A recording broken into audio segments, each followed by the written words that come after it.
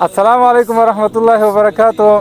د نصیر خیریه بنسټ ټیم نن په غزنی ولایت ګیلان ولسوالۍ کې موجود ده. الحمدلله دلته موږ یتیمانو د کونډو کورنۍ راټولې کړي دي چې تر څو دوی ته موږ د ژمي ګرم کالي، بخارۍ، کمپلې او دا شیونه ورکو، ځکه غزني د افغانستان له هغو ولایتونو نه داسې هوا پکې همیشه ډېره سړه وي په ژمي کې.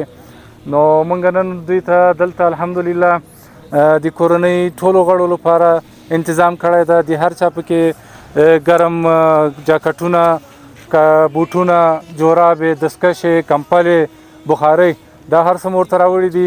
او انشاءالله تعالی د دې خلکو کوم بېوزله کورنۍ چې د ژمي لپاره د بخارۍ شیونه نه لري، ګرم کالي نه لري، دا به د ټولو لپاره انشاءالله تعالی یو د ژمي د یخ د مقابلې لپاره انشاءالله تعالی ډېر څه ترلاسه کړي.